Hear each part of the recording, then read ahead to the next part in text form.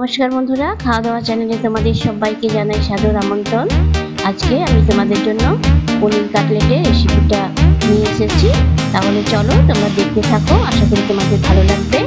আর তোমরা যখন আমার চ্যানেলটা ভিজিট করবে তোমরা অবশ্যই ভিডিওটাকে তোমরা লাইক করবে আর চ্যানেলটাকে সাবস্ক্রাইব করো।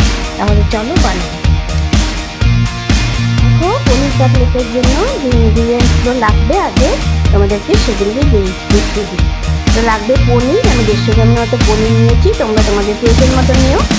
আর একটা এরম সাইজের পেঁয়াজ নিয়েছি, লঙ্কা নিয়েছি, আদা নিয়েছি, ধনেপাতা নিয়েছি, কুচি করে নিয়েছি, আর লবণ, চিনি, ডিম, দুটো পাউরুটি নিয়েছি 2 পিস, আর তেল তো লাগবেই।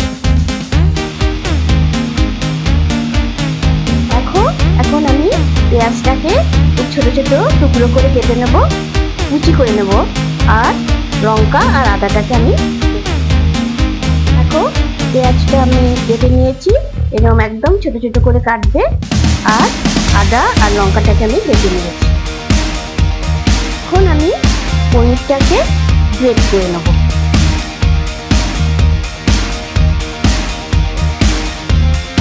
তোমরা ইচ্ছে করলে একটা হাত দিয়েও মেখে নিতে পারো। দেখো পনিরটা গ্রেট করে নিয়েছি আমি। এখন আমি এগুলোকে সব একসঙ্গে দিয়ে দেবো। পনিরটা দিয়ে দিচ্ছি আগে।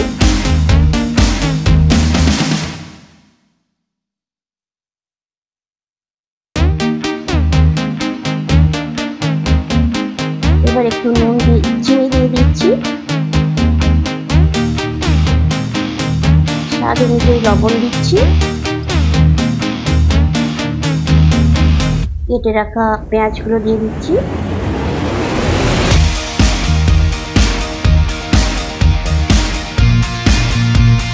আদা লঙ্কা বাটাটা দিয়ে দিচ্ছি,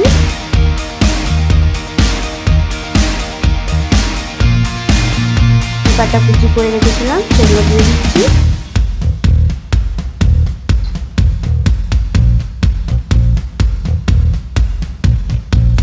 ডিম দিচ্ছি,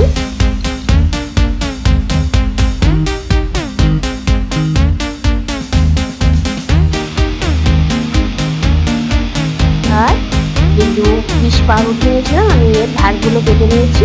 এবার এর মধ্যে টুকরো করে আমি দিয়ে দিচ্ছি। এখন আমি এই সবগুলোকে মেখে নেব। দেখো আমি খুব ভালো করে মেখে নিয়েছি।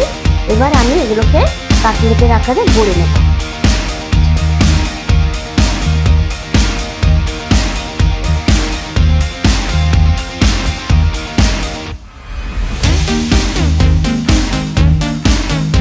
দেখো এগুলো আমি কাটলেটের আকারে গড়ে নিয়েছি।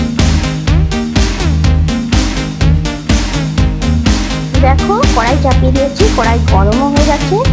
এখন আমি তেল দিয়ে দিচ্ছি। তেলটা একটু গরম হবে।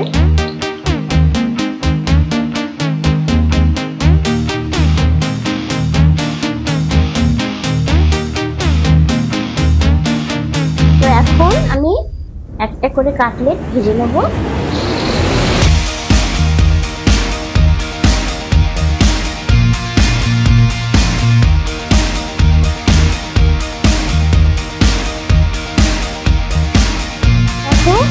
আমি একটা পিঠ উল্টে দিয়েছি, ওই পাশটা এবার হতে দিয়েছি আমি।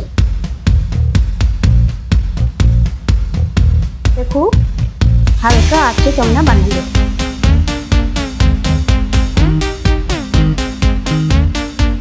কাটলেটটা ভাজা হয়ে গেছে, এরকম ব্রাউন করে তোমরাও ভাজবে। এখন আমি এটা তুলে নেবো।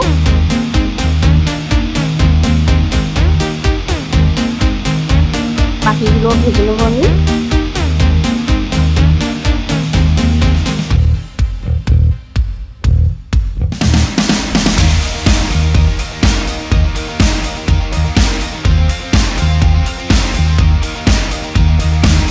এগুলো আমি ব্রাউন করে এক এক করে সবগুলো ভেজে নেব।